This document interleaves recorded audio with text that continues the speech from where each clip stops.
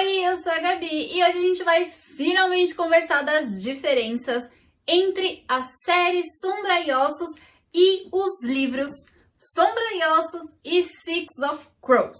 Como eu já falei antes, essa primeira temporada é inspirada nesses dois livros, mas de jeitos diferentes, então a gente vai conversar sobre isso. Já fica aqui o aviso de que vai ter spoiler tanto da série quanto dos livros, porque afinal de contas eu tenho que fazer a comparação, né? Então se tem coisa que tá no livro e não tá na série, eu vou ter que falar aqui. Mas então, só pra dar uma explicação rápida, eu falei que eles pegaram esses dois livros pra adaptar na primeira temporada de modos diferentes. O que isso significa?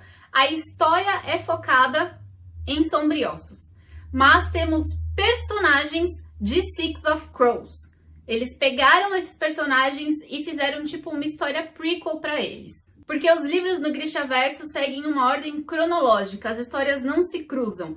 Então vem primeiro a trilogia Grisha, depois vem a duologia do Six of Crows, na ordem mesmo. Os acontecimentos não são paralelos, os personagens não se cruzam. Então já fica na cabeça que 90% da parte dos corvos foi inventada para a série. Eu vou deixar para falar das diferenças deles depois e vou focar primeiro na parte de Sombra e Ossos. Então ali na parte da Alina, do Darkling, dos Grishas, do Mal e tudo mais, beleza? Eu vou tentar seguir uma ordem cronológica da série e do livro para fazer a comparação mais certinho, mas já aviso que os livros da trilogia Grisha são em primeira pessoa, então é a Alina contando a história pra gente. Então as coisas que acontecem fora da visão dela, por exemplo, o Mal caçando o cervo, a gente não vê nos livros, porque tá fora do que tá com a Alina, né? Ela não tá junto com ele. Então também teve muita cena que foi inventada pra isso. São coisas que a gente sabe que aconteceu, mas porque alguém contou pra Alina, tipo,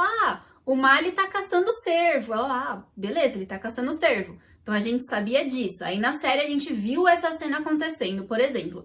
Então muitas das cenas também foram inventadas para a série por conta disso. Então ali logo no comecinho a gente vê a Alina indo para aquela cidade na beira da Dobra das Sombras, né, para fazer a travessia e tudo mais. E a coisa que eu achei um pouco estranha é que na série parece que essas travessias não são tão comuns.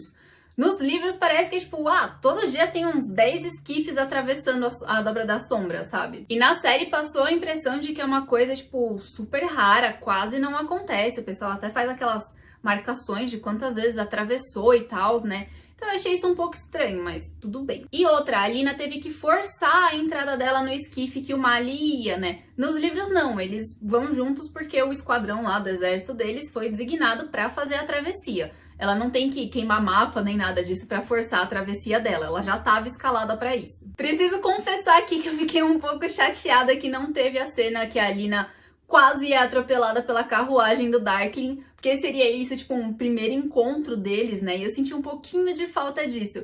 E também é o momento que a Zoya e o Mali trocam olhares ali pela primeira vez. Mas tudo bem, porque a gente teve esse encontro depois, eu achei bem mais interessante o Mal tentando roubar a fruta da tenda dela e eles flertandinho ali, então eu gostei mais do jeito que foi na série. Bom, como vocês sabem, Ravnica tá dividido, né, pela Dobra das Sombras, então tem Ravnica Leste e Ravnica Oeste. E tá rolando esse movimento separatista do outro lado da dobra, né? E isso a gente não vê nos livros. Se existe, não é contado pra Alina que tá rolando esse movimento separatista, pra realmente virarem dois países diferentes. Não ficamos sabendo disso nessa trilogia. Então eu achei interessante ter colocado isso, acho que deu uma pimentinha ali a mais pra questão política da série. Outra cena que eu achei um pouco estranha eles terem feito uma alteração, mas também fez sentido com a série, é quando eles estão saindo dali da cidadezinha da Dobra e indo pra Osalta, né, pra capital. Que a Alina vai sozinha com o Darkling depois que a carruagem dela é atacada. Eles vão fazendo essa caminhada depois que rola o ataque, todo mundo junto, né, não vão os dois sozinhos separados. Mas eu acho que assim, combina bastante com a série, né? É legal pensar que eles criaram uma história para a série, né? O showrunner já falou, a própria Leigh Bardugo, que é a autora dos livros, falou que ela pegou essa oportunidade para criar coisas novas, para mudar coisas que ela queria mudar. Se for pensar, ela escreveu esse livro há quase 10 anos. E dá para ver a evolução da escrita dela nos livros seguintes. Então ela queria mudar muita coisa e ela aproveitou para fazer isso aqui na série. Então sim, tem bastante coisa que é diferente, principalmente nesse começo, Mas eu não acho que atrapalha, porque eles conseguiram criar uma história pra série, sabe? Eu já comentei isso nos meus outros vídeos, mas eu acho importante ressaltar aqui que apesar de ter esses pequenos detalhes que são diferentes, combinam com a série, com a história que eles criaram pra série. Bom, eu já falei no outro vídeo também, né, o vídeo com spoilers, que eu senti muita falta de mais cenas no Pequeno Palácio, mais cena dos Grishas treinando, da Alina treinando tanto os exercícios físicos quanto o poder dela, tanto com a Bagra quanto com os outros Grishas depois que ela aprende a controlar. Mas teve uma cena que eu realmente senti falta, que é assim que a Alina chega no Pequeno Palácio, ela tá com a Gênia indo pro quarto dela, e o Darkling vira e fala assim, encomendem um kefta preto pra ela. Aí a Alina vira, não, eu quero um azul. Tipo, logo de cara eles já têm um pequeno mini embate ali, né? E na série a gente não vê isso. Até rola uma cena parecida quando a Alina e o Darkling vão sair pra cavalgar, né, que o Darkling manda um kefta preto pra ela de presente, pra ela usar na cavalgada, mas ela prefere ir com o azul dela. Ele até, você não gostou do meu presente? Ela tipo, mas preto é sua cor. Mas ficou diferente, assim, sabe? E o impacto de ser a primeira coisa que ela já recusa dele. Ela acabou de chegar lá no segundo palácio, ela já fala, eu não quero preto, eu quero azul, eu sou uma conjuradora. Então eu acho que ia ser mais legal, porque parece que simplesmente entregaram o kefta azul pra ela, tipo, beleza, você vai usar azul porque sim. E não que foi uma escolha dela desde o início. Então eu senti um pouquinho de falta desse começo dela já recusando o preto. A gente sabe que depois ela vai aceitar e vai usar o preto super feliz na festa, mas esse primeiro impacto dela falando não, eu quero azul, seria melhor. Bom, e aí nessa mesma cena da cavalgada rola o Darkling já falando que o nome dele é Alexander pra Alina, né? Eu reclamei disso já, porque isso acontece só no terceiro livro e é um momento que pra mim é super importante, super especial e é um momento super deles. Não só, tipo, um nome jogado ao vento que nem pareceu na série, sabe? Então eu fiquei meio triste com isso, até porque quando ele conta o nome dele pra Alina, a Alina já sabe que ele tem centenas de anos, que ele é o herege negro, então assim, fica muito jogado na série ele simplesmente falar, meu nome é Alexander. Nos livros é muito mais impactante esse momento, então isso é algo que eu realmente fiquei muito triste. Bom, chegou o momento ali da festa, né? A Alina tá usando o kefta preto com dourado, como eu comentei. E aí, a gente não tem só uma Alina, a gente tem duas Alinas.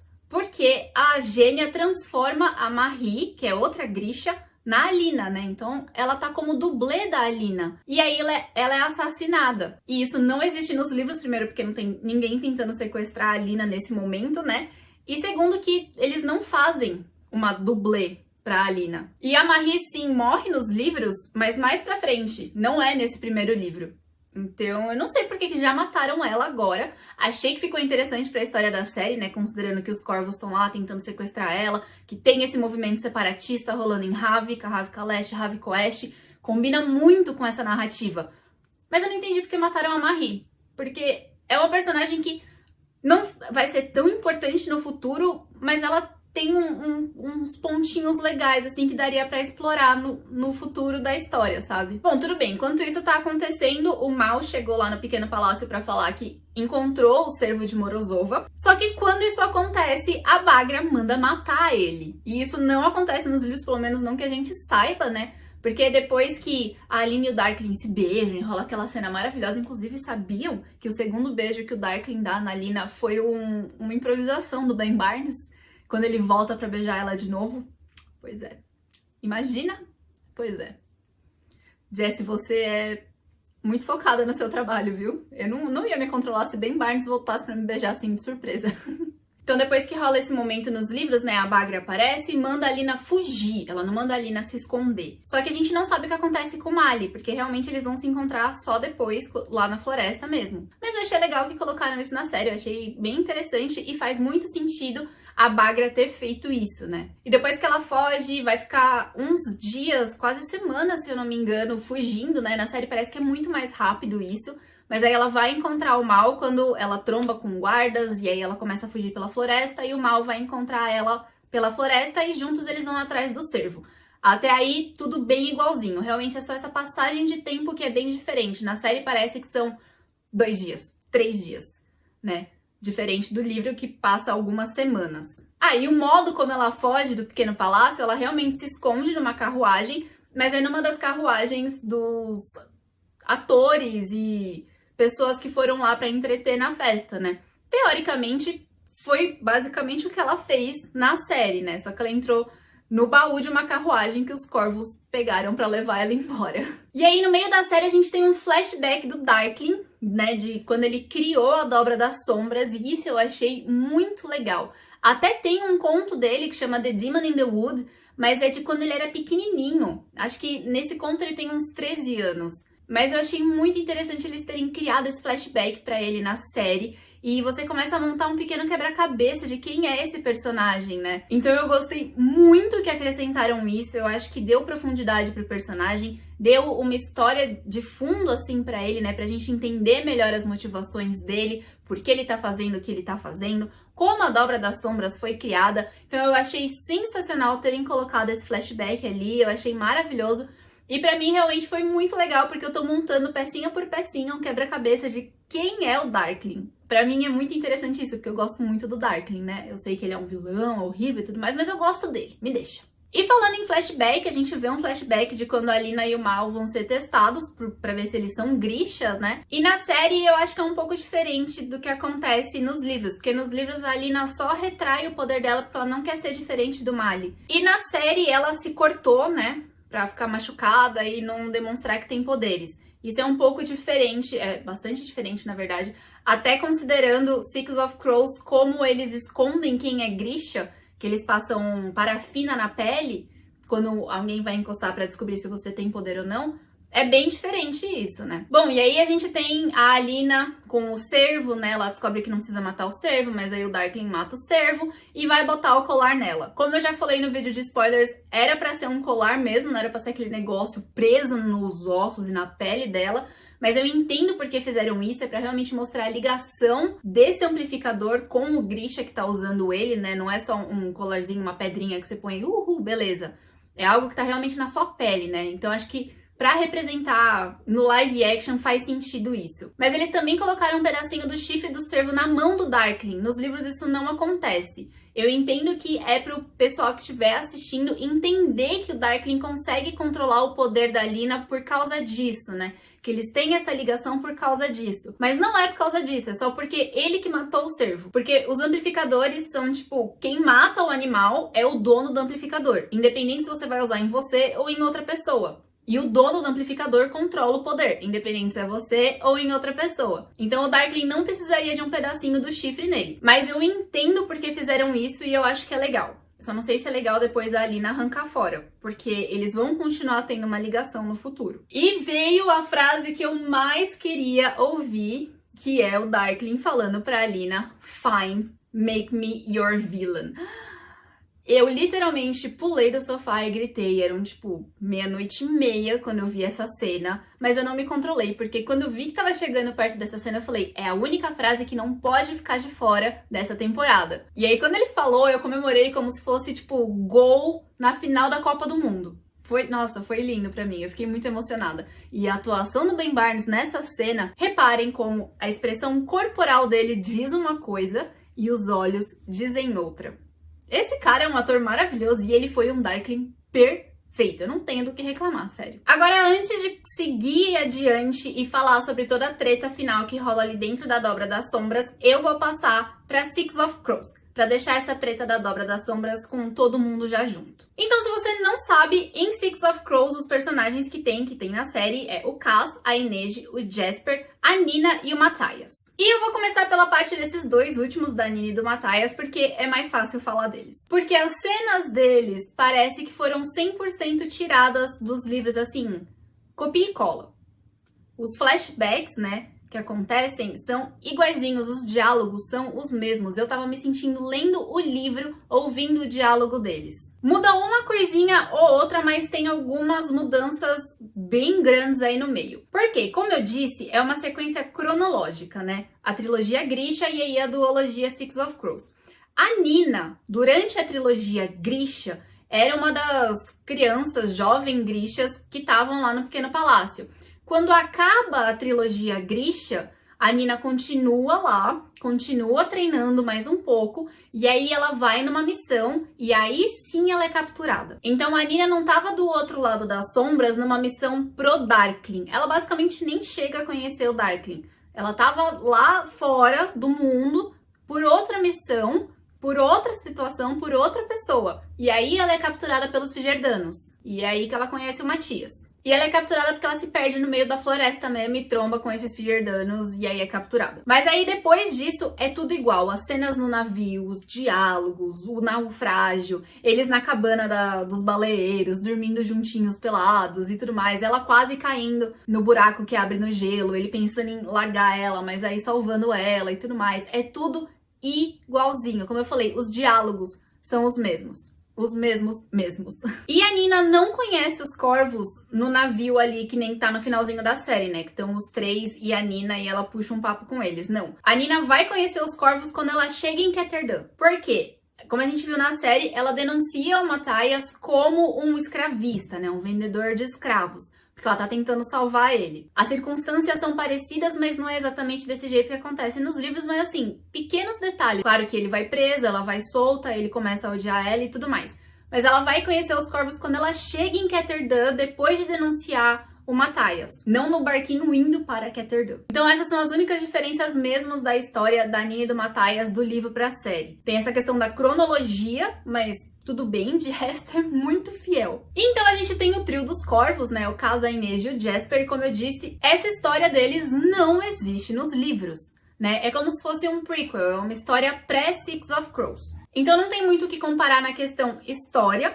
Tem alguns pequenos flashbacks de cada personagem que eles vão contando ao longo do livro, então dá pra pincelar ali uma coisinha ou outra, mas dá pra gente comparar mais os personagens em si, né? A personalidade deles. Eu penso que por ser um prequel, eles ainda não são os personagens do livro, né? Eles estão um pouquinho mais imaturos, talvez, né? Um pouco menos de experiência, mas tem alguns detalhes importantes que estão ali. Por exemplo, eu achei incrível já terem colocado o Cas e o Pekka Hollins se batendo ali, se bicando, e o Cas claramente incomodadíssimo com aquele cara ali. Nos livros ele sempre fala que ele tem um ponto cego quando se diz respeito ao Pekka Hollins, porque muitas tretas do passado aí envolvendo os dois, mas ele nunca consegue antecipar o que esse cara vai fazer. Então ele ter sido pego de surpresa pelo Pekka Hollins na série, eu acho que fez muito sentido com o personagem do Cas, mas eu confesso que eu achei esse Cas da série um pouquinho mais solto, mais leve, não tão ranzinza, fechado no encoraçado dele, que nem parece nos livros.